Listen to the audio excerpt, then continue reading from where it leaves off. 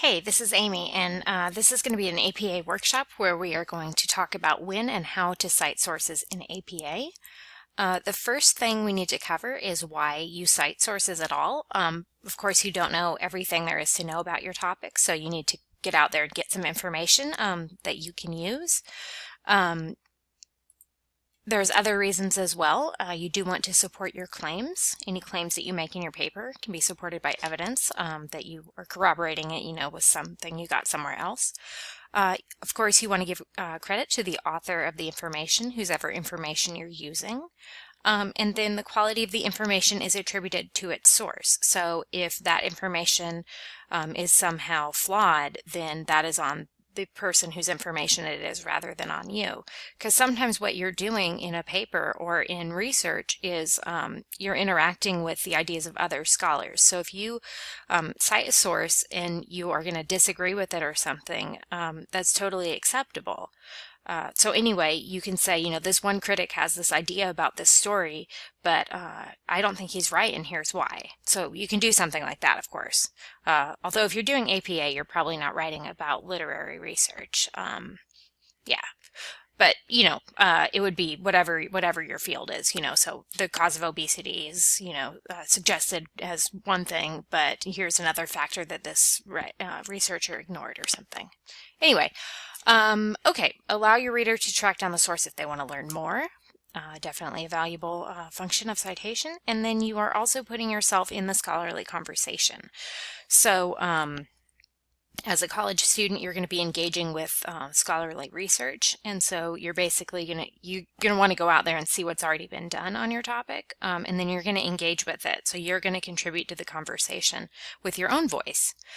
Okay, so the APA manual, it's about a 250-page long book. It has a blue cover, and we do have copies of it here in the library. It is written for scholars who are submitting their article for publication. So for students, there's only some sections that are really useful to you if you're not going to be, actually submitting for publication. So these bullet points here kind of list those parts of the manual, but you do not have to use the manual. It's just on its own, alone. There are some other resources. Robert's Library does have an APA guide. And then the Purdue OWL is a really good APA site that I like a lot. So those are other resources available to you.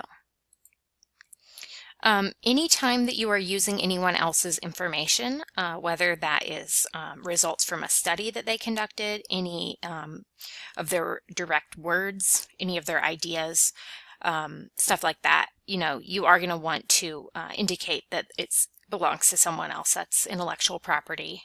So if it would be considered someone's intellectual property, you do need to cite it.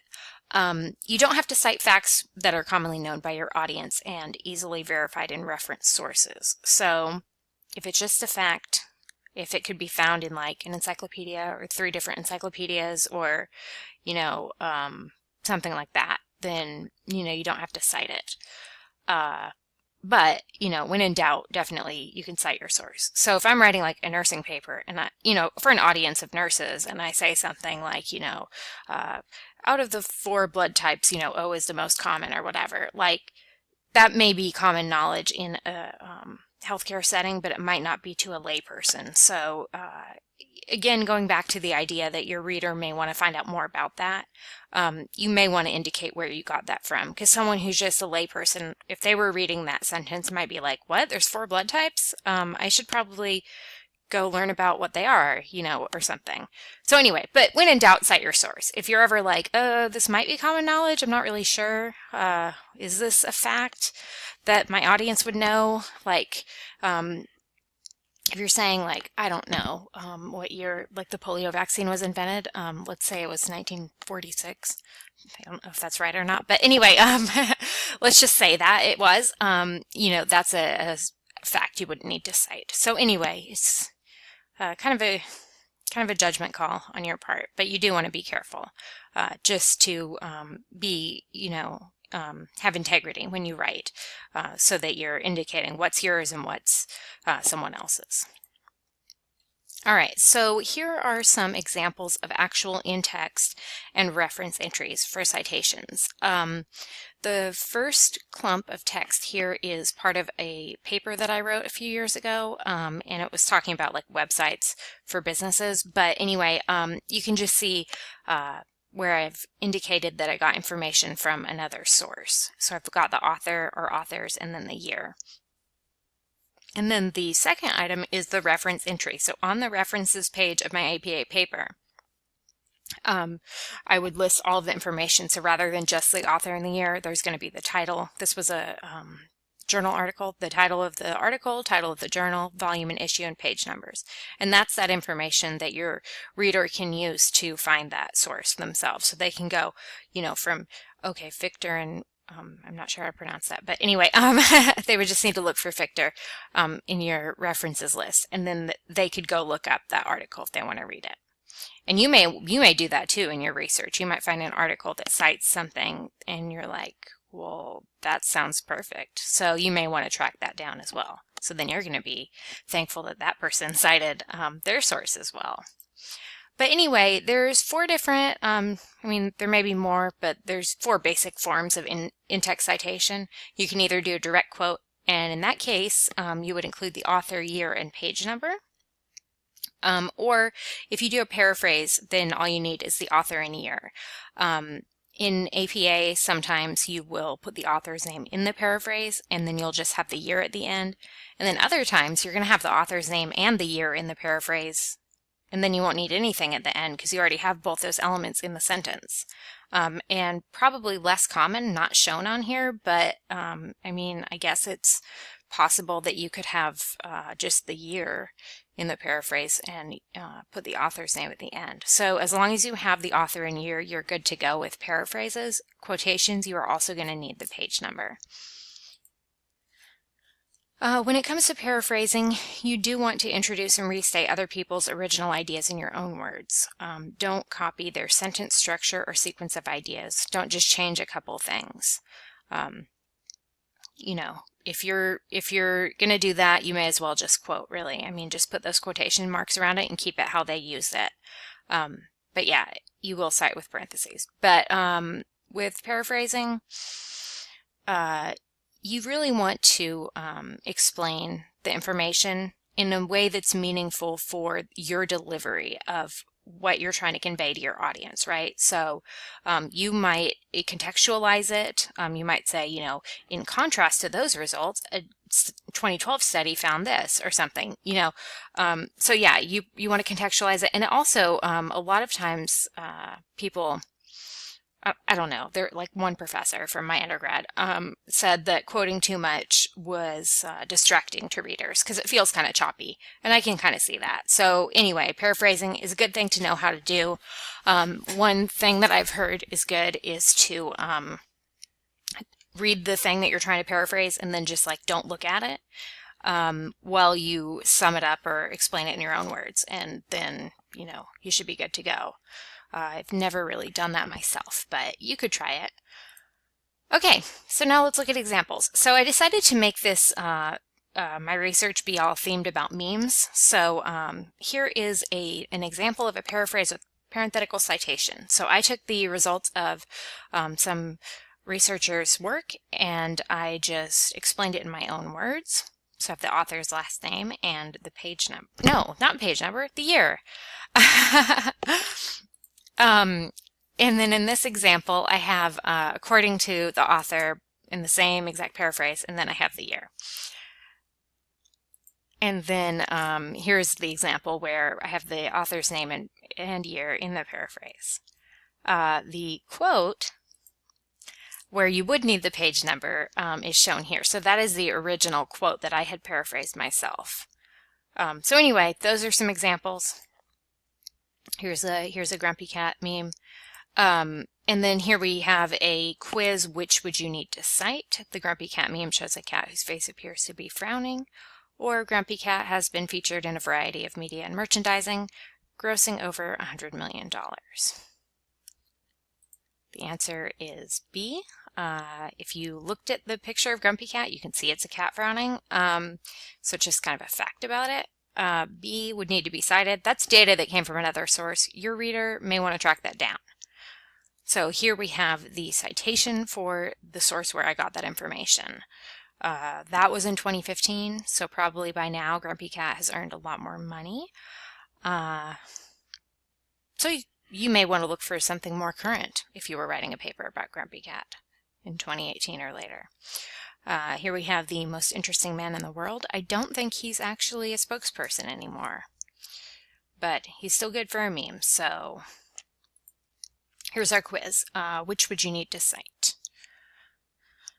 2015, a Tacoma, Washington driver was arrested for carrying a cardboard cutout of the most interesting man in the world in his passenger seat in order to use the HOV lane, defending his actions by calling the figure his best friend. Or you can buy a cardboard cutout of the most interesting man in the world on eBay.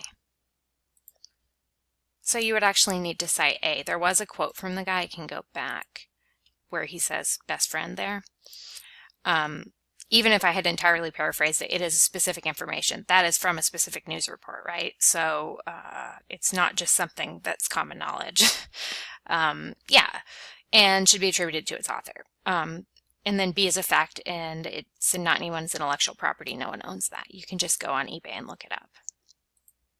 And then here's how you would cite it in your paper and then on your references page. So 2 common citation questions that I get. What if I'm citing information that comes from more than one source?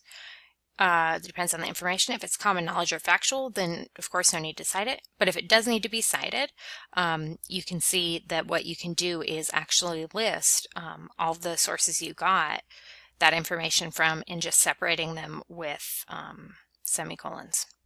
And then what if you're using a lot of information, but it's all from the same source? You absolutely have to cite each sentence in which you use information from a single source. So if you're doing a whole paragraph and it's all from one source, please cite after each sentence. If you wait and just throw a citation at the end of the paragraph, that basically indicates that you only are citing that last sentence. And so you're not explicitly, but implicitly suggesting that the rest of the paragraph that you haven't put a citation on each sentence is something that belongs to you. It's your intellectual property. So that would be something that might be construed as plagiarism. So you want to avoid that. All right. So as you go through the paper, you're citing the information, right? At the end of the paper, you're going to have a page called References, listing all those sources you cited in the body of the paper. Whole page double spaced. Everything's listed alphabetically. Don't indent the first line, but do indent the following lines. That is called a hanging indent. I actually have a video that walks you through getting this all formatted correctly, but this is an example of what that would look like. And a couple APA things to note. With authors, you do only use the first and middle initials rather than names. If someone is listed as an MD or a PhD or some other credential, you don't need to include that. Obviously, if they don't have a middle initial listed, just stick with the first. If there are multiple authors of an item, list them in the order they list themselves. They did it that way on purpose. I know that it is tempting to want to alphabetize their names, but please don't do that. And then only capitalize the first letter of the title of a work. The exceptions would be like proper nouns. You can see on the second one here we have friendships through IM. So IM would not, be subject to that because it's an abbreviation. But you can see, F for friendships and then E here, capitalized. Okay? Just be aware of that. And then finally, including the DOI or database information, you absolutely have to include publication information. A lot of online articles do have what's called a DOI, a digital object identifier. If you see that a digital object identifier is available for an online source, you will want to list that. It's preferred to list that. If no DOI is available, you are asked in APA to list the URL of the journal's homepage. And then you won't do any periods after either DOI or URL. But do check with your teacher on that. Some teachers probably are fine with just the basic publication information, but you do want to be careful about that. So anyway, this is the end of the workshop, and hopefully you have gotten lots of good information. If you have questions, please contact a librarian.